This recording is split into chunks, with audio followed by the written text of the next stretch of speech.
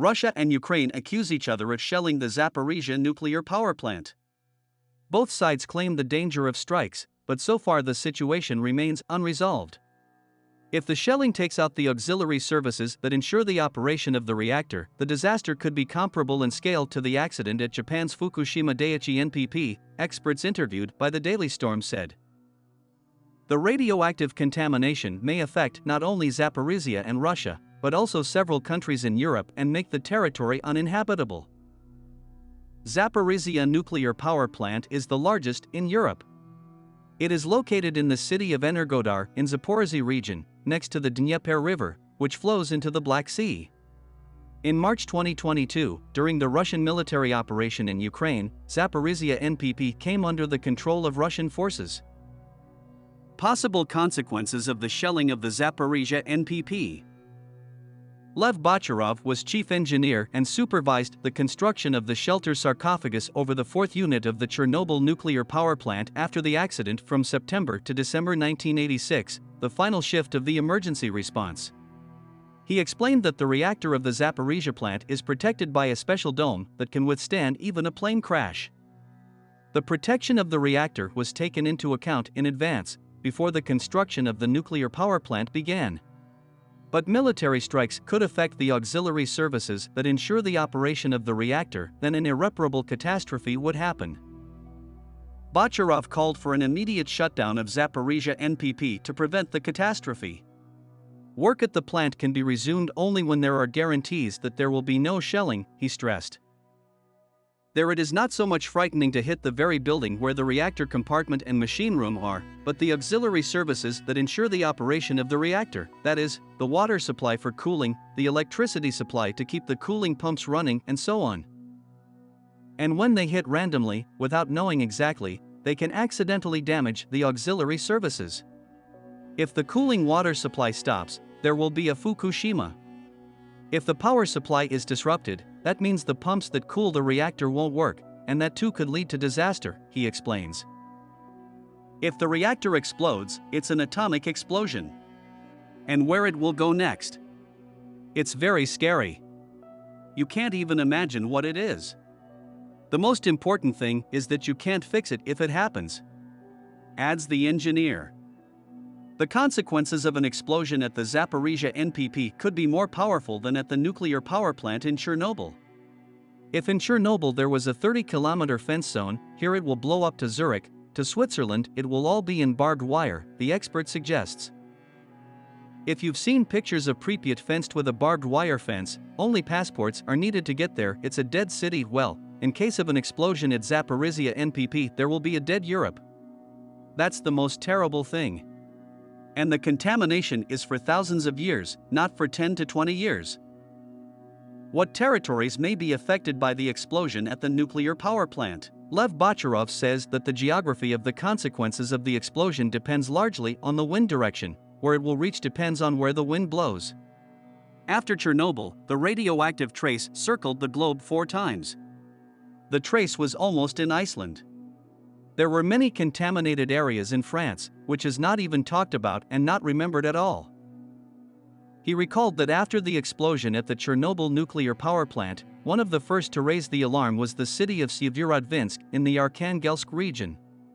They had automatic radioactive background meters. At 2 in the morning the siren sounded, we checked, everything seemed normal. After a while the wind blew again and again, the gauges showed, and that happened 3 times. And in the morning we only found out that there had been an accident in Chernobyl. That's how much distance, how many thousands of kilometers, said Bacharov.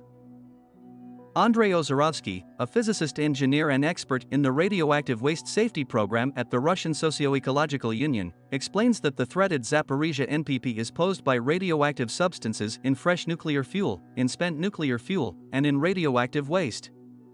They are located in different parts of the plant. There can be leaks to the environment there, which must be avoided. First of all, you have to look at the nuclear reactors. The second is to look at the radioactive waste storage facilities, he says. There are scientific estimates that if the reactor collapses, serious radioactive contamination may occur up to 200 kilometers away and reach Kursk Oblast of Russia, Ozarovsky says. If the spent fuel storage facility is destroyed, the size of the problem may be smaller units or tens of kilometers. All these things can be extremely dangerous in the long term. There are long-lived radionuclides, cesium and strontium, 30 years half-life.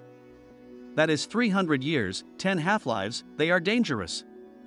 And the spent fuel contains plutonium, 24,000 years half-life. All this, if released into the environment, may make the territory uninhabitable for a long time, he describes. Both Ukraine and Russia may lose territories for agriculture due to the explosion. These territories will become unfit for farming because of radiation. This threat, in my opinion, is the most serious. Southern regions of Russia bordering Ukraine, 200 or 300 kilometers, Kursk and Rostov regions, are under the threat of radioactive contamination. And also the corresponding territories of Ukraine itself. Models of consequences of accidents at Zaporizhzhia NPP from Austrian scientists. Zaporizhzhia told that scientists from the Institute of Meteorology and the Institute of Safety and Risks of the Vienna University of Natural Resources and Applied Life Sciences, and specialists from the Austrian Environmental Institute in 2012 created simulations of the consequences of an accident for 257 nuclear power plants and nuclear fuel cycle enterprises of Europe, including the Zaporizhzhia NPP. The study is called FlexRisk, Flexible Mechanisms for Nuclear Risk Assessment in Europe. It was calculated for situations where nuclear plants explode for internal reasons, as in Chernobyl, or due to external conditions, as in Fukushima, the scientist noted. Spread of radioactive substances and contamination of territories were calculated for specific meteorological conditions of one of the 88 days in different months of 1995. On FlexRisk maps, which Andrew Zaporizhzhia provided to the Daily Storm, shows what areas may be affected by the spread of radioactive substances under different weather conditions. Cesium-137 contamination of soil at a density greater than 1 curie per square kilometer, shown in yellow on FlexRisk maps, could pose a danger to agriculture, Zaporizhzhia said. With high transfer coefficients of cesium from soil to plants, agricultural products can be contaminated above the established standards. Contaminations 10 and 100 times higher, shown in red and light purple on FlexRisk maps, respectively, can pose a danger to human health.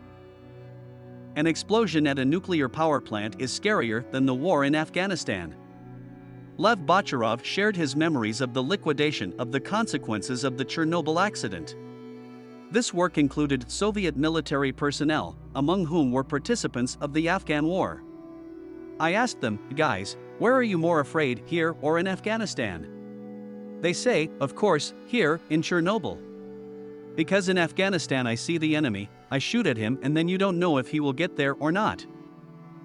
But here you just step on the street and get killed right away. Whether you're a minister or an academic, a child, a woman. How many X-rays there are, that's how many you get, whoever you are. It starts killing you right away, he explained.